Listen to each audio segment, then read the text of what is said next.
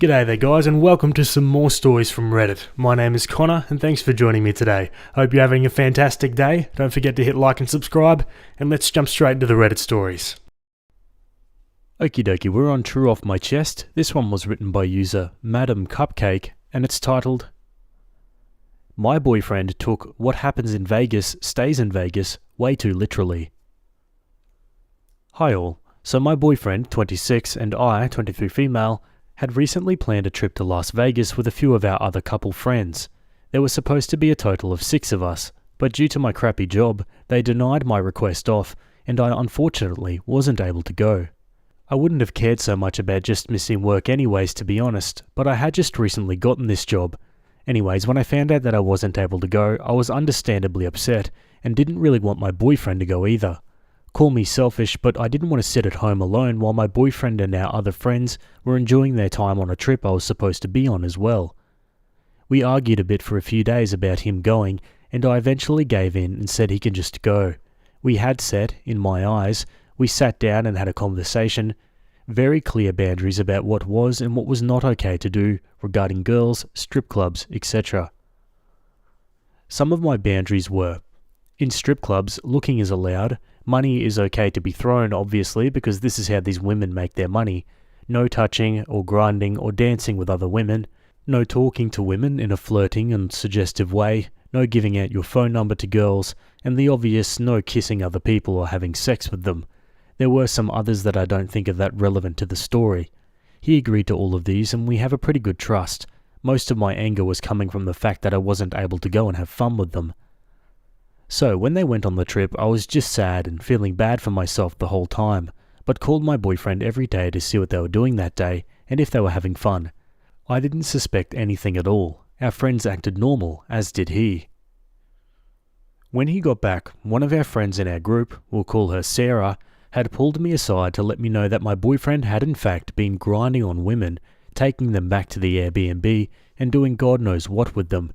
She said she had never heard anything that indicated they'd done something sexual, but I'm not stupid, and I think she was trying to make the situation seem less severe. Needless to say, I freaked out immediately and confronted my boyfriend, who adamantly denied everything, as I had expected. I called the rest of our friend group behind his back to confirm, and every single one of them had said the same thing. Almost every night he would get pissed drunk, not the problem, and bring home a girl, sometimes 2, and bring them to his bedroom and shut the door. None of them admitted to hearing anything sexual either. Again, not sure if I believe them. I have no proof, but a gut feeling in my stomach tells me something further than just hanging out or cuddling happened. Regardless, I confronted my boyfriend, saying I was getting fed up with him lying to me. He kept denying until he eventually fessed up and admitted everything, but seemed genuinely confused as to why I was mad, stating that what happens in Vegas stays in Vegas. I literally stood there with the most shocked face. I explained that we set these boundaries for a reason, and that saying is just a saying and should not be taken literally, especially if you're in a relationship. Am I wrong here? Like, what? There's not much more to add. We've been going back and forth for almost 2 days over this. I know he's not stupid. He is literally studying to be a clinical psychologist. I just cannot wrap my head around the fact that he genuinely believes in that saying and thinks it's a pass for his actions. I started contemplating whether he's manipulating or gaslighting me. If he is, I think it's working. I don't know what to believe. If he genuinely believes that that phrase holds any meaning, what should I do? Should I leave him or try to work it out? This whole situation is turning me off from him. It feels childish, like a child trying so hard to convince their parents that they didn't know something they absolutely did know. In both scenarios, whether he genuinely believed that was a thing or that he's just using it as an excuse, I'm extremely turned off. Part of me wants to work it out with him because we've been together for 3 years. I don't want to throw 3 years away because of something that happened on a vacation, but I'm just so torn right now. Thank you for reading, and sorry for the very long post and typos if there are any. It's 3 AM, and I've been keeping myself awake thinking about this. I mean, sounds pretty simple to me. He cheated on OP, and that's that. I mean, someone who's innocent wouldn't straight up be saying what happens in Vegas stays in Vegas. I mean, that to me is just an admission of guilt. I think OP here just needs to block out all the noise and excuses and just see it how it is. Plain cheating, that's all. Alright, let's go to the comments. Opie responds to a comment mocking her and why she hasn't broken up with him. Hey there, thanks for thinking you know my entire relationship from a Reddit post. You sound a lot like the person you're telling me to break up with, especially telling me I have no self-respect. I've been with this man for 3 years. He helped me through a lot of trauma, moved across the country to be with me, was the only one that stayed around during my drug addiction, laid at my bedside after my attempt, so I apologize if it's a little hard for me to leave him when he's been my main support system for 3 years. That may not seem like a long time to you, but I'm a 23-year-old. 3 years is a lot for me. Also, if you'd read my entire post, you would see that my edits say that I'm literally in the process of leaving him. I can't just kick him out on the spot, lol. I mean, I can, but I don't want to stoop to his level. I want to give him a chance, just the day, to get his crap and leave before I sell it or burn it. You're being an a-hole. Let's see one of those edits. Thank you all for the comments. I'm genuinely taking all the advice and suggestions. I just woke him up to what he called an argument, but I called it sick of his bullcrap. It's over for us. We'll update as the process goes on. Thanks all again for all the supportive and helpful comments. Oh, thank God. Let's see some of those comments. He cheated on you. He's apparently dumb as a brick or attempting to gaslight you over a phrase nobody should take seriously. He broke the boundaries you carefully laid down with him. This is over, surely. Even beyond the cheating, this guy just seems gross. 3 years probably seems like a lot, but if you stick around, you're going to remember that you had the chance to take your exit when he showed his ass at 3 years, and you're going to be so annoyed that you stuck with him. Opie replies, "It is over, absolutely. It's 7 a.m. and I've woken him up, telling him that he needs to start getting his belongings together as I no longer feel comfortable living under the same roof as him. We split rent, but my name is on the lease. I pay all the utilities, internet, etc., so I'll have no problem being able to afford this apartment on my own, but he's already trying to start problems about moving out. Some more, I seriously didn't know, and I love you. If I wanted them, I would have stayed there. Blah blah blah. Bullcrap." I already know that's bullcrap because I constantly have people clowning me for not making him pay anything, so I know not many people would go to the lengths that I try to make sure he's taken care of. He's a full-time college student at a private university. His family lives out of state, so he has no family here but mine, but they have never really cared for him. Doing an internship at the moment, so I sure hope he can find somewhere to live and a way to survive without living off his girlfriend.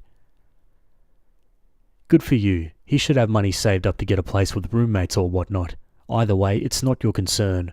He decided to cheat on you and then gaslit you the entire time. Stay strong and don't accept his platitudes. Don't let him stay until he finds a place. Be firm. Opie replies, "Tell me why he just stormed out like a little boy after he cussed me out and called me a tramp. For what? Like I've been sitting on my ass for a week, waiting for him to come back. I've been working, coming home, cleaning and sleeping. I don't have time to be a tramp. I've genuinely never seen him act like this in the 3 years we've been together. It's kind of scary. Honestly, a terrible mistake for him because I literally locked the door as soon as he left. I'm gathering all his crap right now just in a trash bag and putting it outside my door. I'm not sure if I'll have another chance to get him out. Once he's in, he's in. Edit, we share a set of keys to our apartment, and I have them." What annoys me is that you asked the friend group and they all said, "Oh yeah, girls every night," and only one actually said anything. Opie says, "I was kind of thinking about this as well, but I have bigger fish to fry right now than to confront them about that. I think I eventually will. The girl that told me is actually my friend and has been my friend since we were like 13 or 14. I knew she'd always have my back. Regardless, I also did think it was shady of them and will definitely be re-evaluating my friendship with them as well." Yeah, spot on. Those friends don't sound too crash hot if they were willing to hide the boyfriend's actions from OP. OP makes another edit. "I have not had sex with him or done anything remotely sexual with him since he got back. I found out that same day he got back, so I don't believe there's a risk for any STIs, but I'll get tested just in case, especially since I guess oral herpes are a possibility as well. I have kissed him." Okay, now for the final updates so far. It's 1 p.m. and he left the house around 8:30 to 9 a.m. As soon as he left, I locked the door. I was literally so happy I got an opportunity to get him out because I knew once he'd get back in, knowing I was going to break up with him, he wouldn't let me leave, or something worse. I started gathering his stuff. He has no key to the apartment since we share a set of keys, so I'm ready to hear him banging on the door later. To try to avoid this, I've left all his crap, plus mostly everything he bought, outside of the door of the main entrance. Our apartment buildings have an access code, which we as tenants can request to change every 6 months. I'm going to talk to my landlord about that, as no one has requested to change the access codes in a couple of years. He still hasn't returned or tried to call me, but I'm not waiting around. Everything he needs is outside the door. Edit 4. He came back, and let me tell you, it was a crap show, but better than what could have been. Sorry for taking a while to update. He showed back up at the apartment around 9:30 p.m, drunk but relatively calm. I'm not sure if he was so drunk he didn't realise that his crap was outside the main building door, or if he just didn't care, but he walked right past his crap and right to our apartment door. I didn't realise he was there until I heard fumbling at the door, and then finally realised he was back. I was sitting on the couch and was really not expecting him to come back, but when I heard that knock on the door, I knew it was him. I didn't open the door all the way and yelled through the door that we were over. I had texted him a heads up that I packed all his crap, but didn't tell him where. I thought it would be obvious when he saw a pile of crap in garbage bags outside our building. He refused to allow me to break up, but I held my ground and told him to leave. He became increasingly agitated every time I would tell him he needs to F off and leave. I wanted to tell and scream at him for being a piece of crap so bad, but was trying to be the mature one. I thought ignoring him would bore him, but it didn't. After like 20 minutes of him hitting the door and screaming at it, one of my neighbours texted me and asked me if she would like me to call the police. My neighbour and I are not very close, so she didn't know anything that was really going on, but definitely heard the thuds and the profanities he was screaming at me. I thanked her for her concern and told her I would give him about another 10 minutes before I called the cops. I also gave him this warning, and he just cussed me out and called me a wanker, lol. I eventually ended up calling the cops, and as soon as they arrived, he complied and went with them. The officer said I can go to the courthouse the next day and file for an OP, to more seal the deal of him not being able to come to the apartment anymore, but obviously couldn't guarantee that it would stick since these were not necessarily violent pretenses. He dropped his tough guy act as soon as the actual authority figures got there. As he was being escorted away, he was not put in cuffs as he was compliant. He switched from screaming profanities at me to begging for my forgiveness and apologising. What a mind freak. So, I'm sitting here at 12:30 a.m, trying to calm my mind and finally get some sleep. Tomorrow I have an appointment with my PCP to get tested, and I'll stop at a hardware store to get some new locks from my apartment to be safe. I had to wait for my landlord's approval for the locks. The access code is also being changed tomorrow by my landlord. I really am grateful to have such an understanding system around me that is helping me get through this time. Even people I'm not friends with, it means a lot. Thanks again to all the comments under this post. I wasn't expecting it to get this much attention.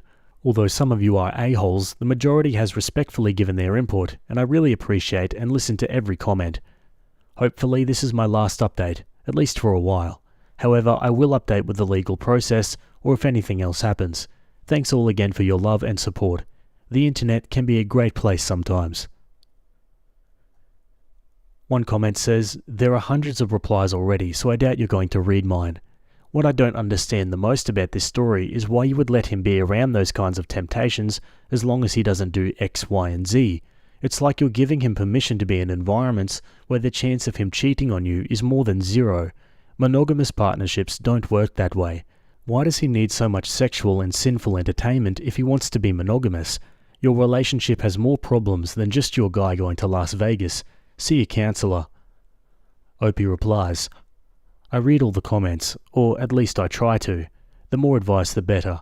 I understand what you're saying. Truthfully, I didn't want him to go as I stated, but was afraid of being called controlling, which I have been by many people in these comments. I care more about what my friends and family think though, so I eventually just gave him and let him go. I mean, I've been to Vegas alone and not cheated, so I guess I naively thought he would have the same loyalty for me as I did him. I'm glad he showed his true colours before I got pregnant or signed a lease with him. Yeah, exactly, that's the silver lining here, is she didn't get too deep in a relationship with him. Anyway, that's the end of that story. I'd love to hear your thoughts down below. Either way, let's move on to another one. Okay, we're jumping over to Am I the A-hole? This one was written by user Grand Cell, and it's titled, Am I the a-hole for not getting upset or convincing the bride after I was uninvited to my friend's wedding? This happened over the weekend, but there's still so much tension. One of my good friends, Matthew, 26, is getting married next month to Jennifer, 26. I, 25 female, have known Matthew since high school. We've both connected when it came to video games, especially Minecraft. Matthew has had his fair share of girlfriends over the years, but when he met Jennifer 3 years ago, he said that he knew she was the one, and they're madly in love with each other, and I'm so happy for them both. Last year, Matthew popped the question to Jennifer, and she said yes. Jennifer's demeanour towards me drastically changed after the engagement. She was distant towards me, she wouldn't look at me, and she would hardly speak to me, which was weird since Jennifer was always so sweet and nice towards me. I'd still talk to Matthew and meet with him and our group of friends, sometimes with Jennifer, and she would still act cold and not speak to me much. I kept my distance from Jennifer.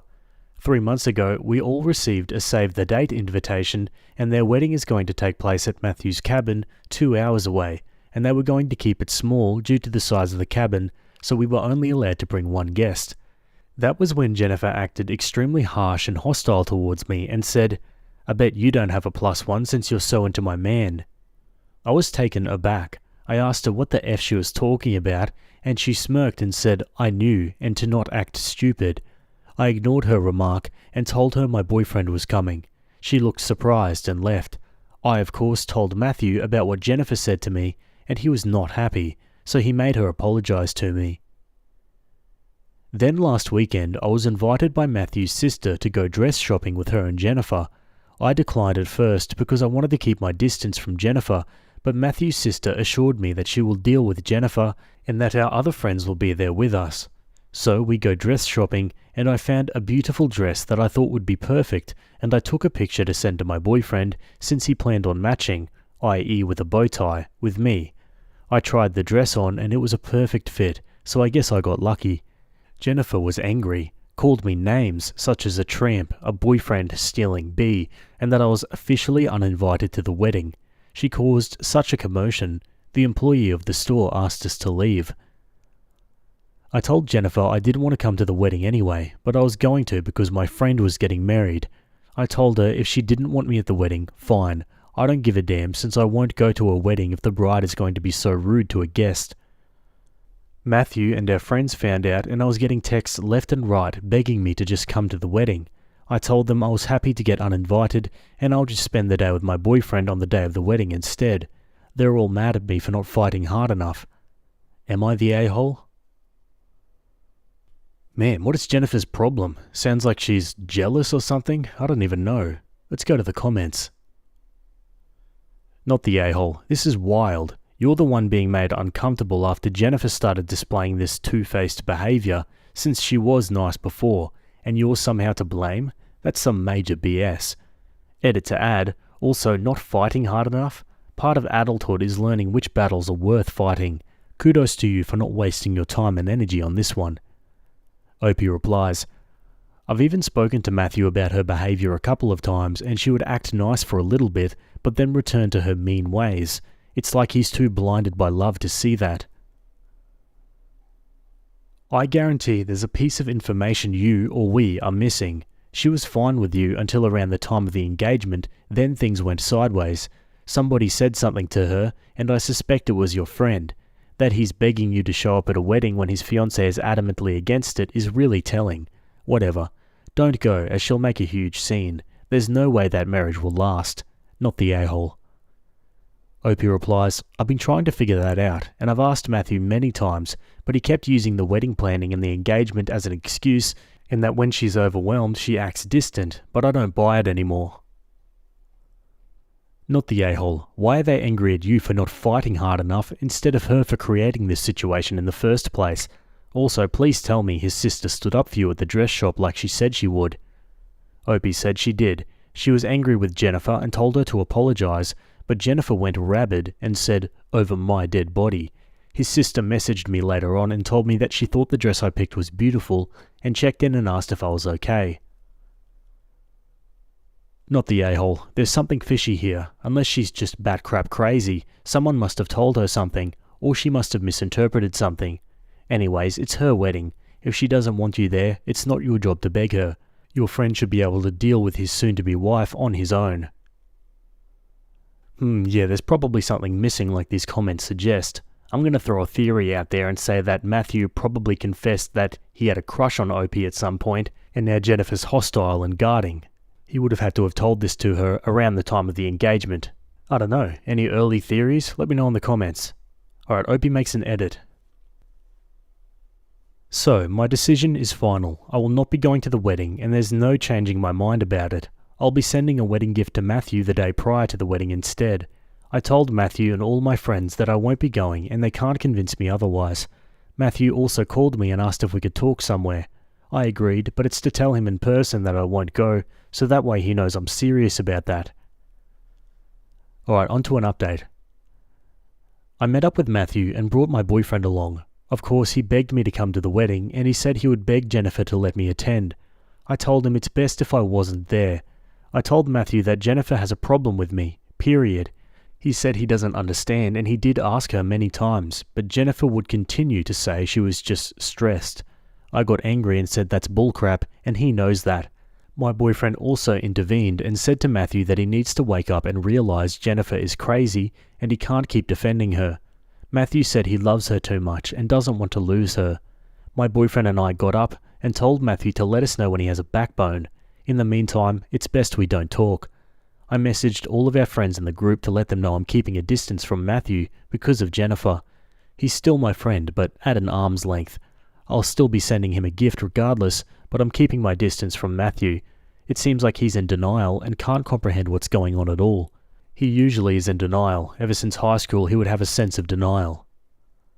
Another thing to mention is that Jennifer is nice to all of Matthew's female friends, just not with me.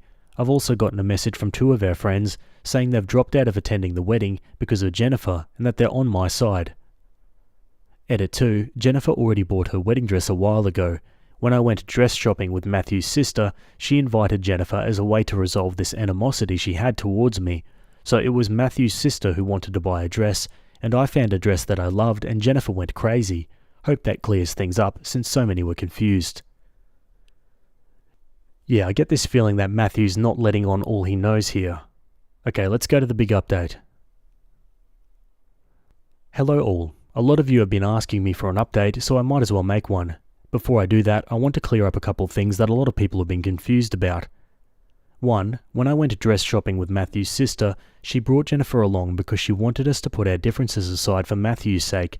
This shopping trip was not for Jennifer to buy a wedding dress, as she'd already purchased her dress a long time ago. I hope that clears things up. I would never try on a dress or purchase one if the bride is the one who's shopping for a dress. That's an obvious rule, lol. And 2, Matthew and I never had romantic feelings for each other. We never hooked up or anything of that nature. Our relationship has always been and always will be platonic. I'm going to go straight to the point with this update.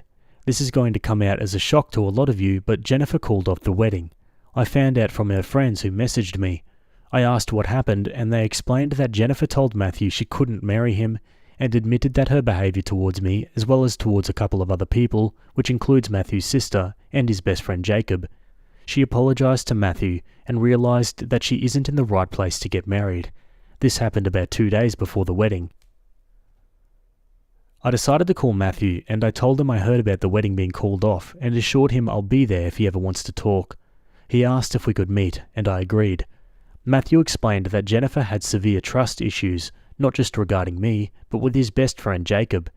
Jacob was supposed to be Matthew's best man, but he was also uninvited by Jennifer over the fact that Jacob might encourage Matthew to cheat. Matthew also told me that Jennifer has constantly accused Matthew of possibly cheating on her with me, despite showing her evidence that we did nothing of the sort. It had gotten to the point where Jennifer would prevent Matthew from going out with friends. She would sometimes confiscate his phone, and she's even taken his car keys, causing him to be late for work. So there was a lot more happening behind closed doors. Matthew wasn't blinded by love, he was simply afraid to reach out to any of us for help. He was embarrassed to tell us his bride-to-be was doing more than just controlling the wedding guest list. I asked Matthew if he wanted to go with us on vacation, but he declined, stating he wants to be alone, which I do understand. I go on vacation and I had a fun time. By the way, I did wear the dress that I bought and wore that to dinner with my boyfriend. He loved the dress and constantly complimented me the entire time. When we returned, Jennifer messaged me, which I was surprised by as she never once did such a thing. She asked me if we could meet. At first, I wasn't sure, but I agreed. I brought my boyfriend along for safety reasons as I wasn't sure what Jennifer's intentions were with me. Jennifer told me that she wants to apologize for lashing out at me at the store, for calling me names, and for uninviting me to the wedding over something so small. She explained that she allowed her jealousy to get the better of her, and she was so scared of losing Matthew that she ended up doing things that she deeply regrets. Jennifer is going to get therapy and said that she had some trauma in her childhood that lingered into her relationship in ways she didn't expect. She also admitted that she was insecure and found me to be a very beautiful woman, and she was a bit jealous when Matthew and I talk about our hobbies, and that made her feel left out because she isn't into Minecraft or gaming. I told her none of those things matter to me now, since she's apologized and admitted what she did wasn't right, and that I've forgiven her. As for Matthew and I's friendship, we're now back to hanging out and playing games together.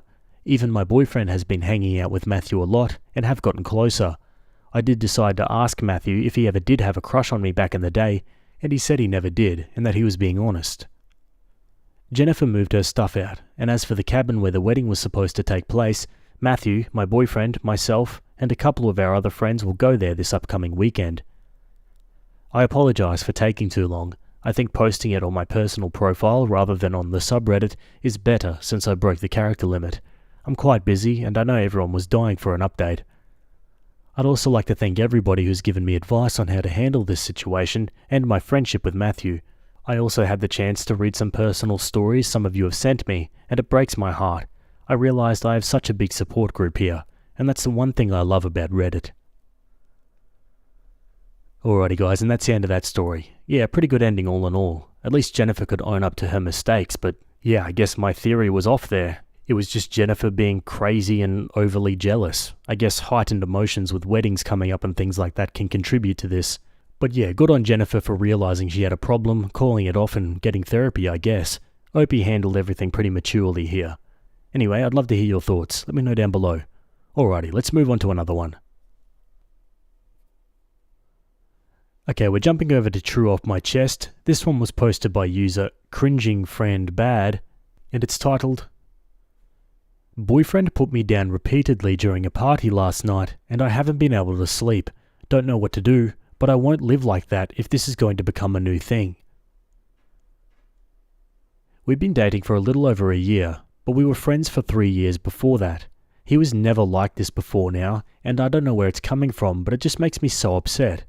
We had some friends and some new people we were trying to get to know over, and at one point, I guess as an icebreaker, someone brought up favourite movies, and we all started giving top threes, while oohing and ahhing appropriately, as well as, oh, I haven't seen that one, what is it about, and similar. Well, when it got to me, I listed them, and my boyfriend, who had been drinking to be fair, started laughing and talking about how bad each of them were respectively, and I tried to laugh along, but then he was like laughing at me, and saying, so you admit you have bad taste, you admit your taste sucks, why do I ever let you pick movies again? And like would not drop it. Like someone had already tried to continue to their favourites and he just circled it back like, see how those movies are actually worth watching? I mean, what were you thinking? Just laughing his head off again and again. It got ridiculous. Like whenever I went to make popcorn, he side-eyed me and asked the group if they thought I could handle that alone. Not the last time he brought it up. He continued to randomly make fun of me throughout the night, no matter what we were talking about in that moment, and eventually even the other people there started getting uncomfortable with the comments. I don't know if he didn't notice that or what, but I was so embarrassed that at one point I had to excuse myself to the restroom to calm down. After they left, I asked him what that was about, and he just looked at me all confused, and when I explained, he asked if I was really going to make a big deal about some jokes, and rolled his eyes before going to bed. To give you context, because I know it seems like I'm freaking out over nothing, more than one of the people invited have reached out to me to ask if everything is okay, and if him and I are fighting, because his behaviour was so uncharacteristically mean-spirited. I haven't responded to any of them yet because I'm so freaking embarrassed and upset. Like, why the F would he act like that? Part of me feels like he was genuinely trying to joke, but alcohol made him overshoot into being a dick. But if we don't have a real conversation when he wakes up, I'm done. I grew up in a house where I was always the butt of the joke, and I'm not going to spend my adult life in that situation as well. I can't. I'm putting this here because I don't want to talk to anyone about it in real life until I get his side fully, because if I talk to my friends about how I feel right now, I know they'll jump to, pack up what stuff you have at his place before he wakes up and go home. And like, I don't really need advice right now, just to vent about my boyfriend acting like a total douchebag. Yeah, douchebag indeed. The fact that the friends reached out after the fact means that he definitely overstepped the line here. Let's go to some comments. That's so tiring and frustrating to read. I can perfectly imagine how confusing it is to be treated like this by the person who claims they love you. I'm so sorry. I don't know why he did it, but I know that you don't deserve it. Opie replies, thank you. I don't know either. It has really been weighing on me. I haven't been able to sleep all night because I can't stop thinking about it. It's just rough. Opie was asked if her boyfriend makes jokes like that at every party. Yeah, that's the crazy part. We've known each other for 4 years and I've never seen him act like this, ever. I didn't ask much of anything because after they left he just wanted to go to sleep. I stayed up to clean, not because he asked or anything. He would have helped if I'd waited until he woke up. But I needed something to do, and cleaning helped. And the more I've thought about it, the more confused and upset I am. One comment says, that was crappy behaviour and make sure you don't stand for it. I am super curious about the movies you listed though. What were they? Opie replies, sure, my favourite movie of all time is Girl Interrupted. Next up is the 1967 Bonnie and Clyde, and then The Descent or Creep 2. His complaints ranged from Girl Interrupted being a Joker movie for chicks, to making fun of Bonnie and Clyde for being an old movie, to including Creep 2 but not the first one. Who likes a sequel better than the original? And the answer is just, me. I do. Wow, I hate this guy even more now that I've seen the list. Imagine hating a movie because it's old. Also, The Descent, probably one of the best indie horror movies I've ever watched. Anyway, another comment says, I think how he responds when he is sober will be telling. If he is genuinely sorry and recognises he went too far, is apologetic, then you can work through it. If he doubles down or minimises it, then that's a big red flag. If you can, I'd write down everything he said throughout the night. Also, show him the text you received asking if everything is okay. Let him know his behaviour was noted by others and they were shocked at how rude he was being. Opie replies, that's how I feel as well. If he apologises and understands that it was really weird and mean, I'll be happy to take this as drunk guy shoves his foot all the way into his mouth and move on. But if he tried to keep the just a joke thing going sober, it would be really hard for me to want to stay. Opie was asked how old she is, as she sounded younger to be in this position, and Opie says, I'm 23 actually. Alrighty, let's go to an update. So things went a little differently than I'd hoped, but was still okay. I woke up after finally falling asleep when he went to work. I was still at his place, and woke up the next morning to a couple dozen messages from him, and calls, all apologising, all seeming pretty panicked, which if you knew his history was reason for alarm. I searched the house but he wasn't home. I called him back to find him at his friend's house. I was still at his place, and a lot of his panic attack ramblings made it sound like he had 3 reasons for not coming back to his place after his shift. He didn't want me to wake up with him there because he was scared it would make me uncomfortable. He needed someone to talk to right then and didn't want to wake me, valid, and I'm thankful I needed the sleep, and he wasn't sure he could face what he thought was an inevitable breakup in that frame of mind. It was pretty clear that his anxiety had gotten a hold of him and he wasn't handling it well at all. But by the time he got home, he was calm. I made us coffee and we sat down and talked. His version of events was that when he started making the jokes, everyone laughed, and he thought I genuinely didn't mind. And by the time it seemed everyone was uncomfortable with them, he was too far gone to notice. He did not remember our brief discussion after everyone left, but didn't deny he said it. He basically said, yeah, I guess in the frame of mind I was in, that makes sense. He also apologised profusely and repeatedly. He looked close to tears the entire time, though he never actually cried, and had a hard time keeping eye contact. I told him it really upset me, and that he knew my history and why I didn't want to be made into a joke by someone who was supposed to love me. He agreed vehemently and said he understood entirely, and all he wanted was a chance to apologize and make it up to me. I asked how he planned to do that, and he said he was going to stop drinking, period. Something I wasn't too surprised to hear was on the table. I mentioned in the comments of the last post that he hardly ever drinks. He said on top of that he was going to offer to sit down and watch all of the movies on my list with me, since he hadn't actually seen 3 of the 4, but he understood if I didn't want to watch them with him. I explained about the text messages, and he was horrified and said he would reach out to everyone we invited and apologize personally. I was pretty satisfied at this point and just happy to call it a fluke, though I did express to him that I had considered leaving when he said what he said about it being a joke, and that if it happened again, I couldn't promise I wouldn't. We did end up watching 2 of the movies he hadn't seen, and the other 2 are also on the docket. He didn't love Creep 2, he liked the first one better, but he was pleasantly surprised by Bonnie and Clyde, and he took me out for Indian food as well. A real treat, because as he'll tell you himself, he has pilgrim taste buds, and since I'm the non-fussy one in the relationship, most of the time we go out it's for burgers or chicken tendies. I've forgiven him, and I know a lot of people disagree with that idea, but I'm no saint either, and I'd hate for him to judge our relationship based on the worst thing I've ever done, so I won't do that to him, especially not when he's so willing to ensure nothing similar will ever happen again. Forgiveness does not mean forgetting, and if it became a pattern I would leave, but one bad night isn't enough for me to throw away 3 years of friendship and 1 year of an amazing relationship.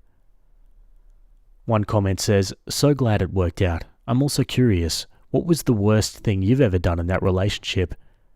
Opie says, "That would be a toss-up between ignoring him for a full day because I was ticked off knowing that it would upset him instead of talking to him, or the time I went through his phone early on in the relationship.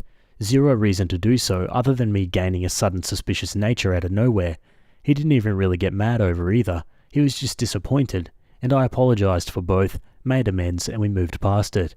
The first one was actually probably the worst, but I really didn't think about his anxiety or anything during that time, and he thought I ghosted him for no reason. That was a pretty crap thing to do." Yeah, I tend to agree that it's a good mentality to not judge a relationship on the worst thing you've ever done. I think important behaviour to acknowledge though is repeated offences, but in this case it was a one-time thing and Opie was willing to forgive, so all the power to him. What do you guys think? Would you have broken up if your partner acted the way this guy did? Let me know in the comments. Anyway, let's move on to another story. Okay, jumping over to Petty Revenge for a quick one. This one was written by user WasslePomp and it's titled, "Landlord wanted us to pay for renovation when moving out. He paid dearly instead." This happened a couple of years ago when my wife and I were moving out of our previous apartment. So moving day comes, landlord shows up and we walk through the whole apartment with him to hand it over. Even though he has some minor complaints, in the end he agrees to refund the deposit in full and we part on good terms. A couple of days pass and we get a long angry voicemail claiming he was renovating and noticed that the room that was my former office smells extremely bad, claiming our cats would have urinated in there repeatedly and we would need to come back and renovate the room ourselves, or otherwise he'd get a health inspector, contractors, etc., all on our dime to fix it, and he means tearing down the wallpapers, replacing the wood flooring, painting the walls, etc., etc. My wife and I are dumbfounded. We do have cats, so we do not dismiss it outright, but we realise that this is basically impossible, as I used the room every day and we had the apartment professionally cleaned before handing it back, and there's just no way that what he's describing was there when we left. Maybe it was a raccoon that got in during the days the apartment was empty or whatever, but it wasn't our fault either way. So we call him to let him know we won't cover it, and he gets really nasty, making all kinds of claims about the state of the apartment, about how we would twist everything and how he would make sure we would pay for this. After 10 minutes of back and forth, I just hang up on him. Expecting a massive bill to arrive at any point after this left us anxious and really started to mess with our heads during this time. And of course we don't get our deposit back either. Because of this whole ordeal and seeing my wife being worried about this all the time, I start to become really angry and dive a little deeper into our options. I discover that where we live, if a landlord does not formally claim a reason for holding back a deposit within 6 months of the end of the lease, they are by law required to refund it. So I figured that revenge is a dish best served cold, and we would just need to wait it out for another 3 months or so, and after that, it's our turn. I calculate the exact date when the 6 months have passed, and 1 day later just message him to please refund the deposit within 2 weeks. He just replies, "Here, sure buddy." So we wait. No money comes. Then we sent a formal letter setting a second deadline. Again, nothing happens. I was actually hoping for that at this point. So we hire an attorney and let her collect the money on our behalf. The landlord starts claiming all kinds of ridiculous damages, etc., which would let him keep the deposit, which the attorney simply dismisses as the time for claims has passed. Then for some reason he pays only 80% or so of the amount due, so the attorney has to get at it again to get the full amount. Apparently he is not realizing that all this is incurring hourly cost for the attorney, which he also has to pay, as he is legally liable to refund. So in the end he pays the full deposit, interest, and a massive bill for our lawyer, far higher than the deposit. Needless to say, we are very happy with the outcome. Once everything is settled, my wife and I just sat in our new home's garden, had a glass of wine, and burned the old rental agreement while planning how to spend the deposit. Oh yes, that story made me feel all warm and fuzzy inside. Anyway guys, that's it from me today. I hope you guys enjoyed those stories. Thanks for making it to the end, and I'll see you all in the next video. Have a good day. Cheers.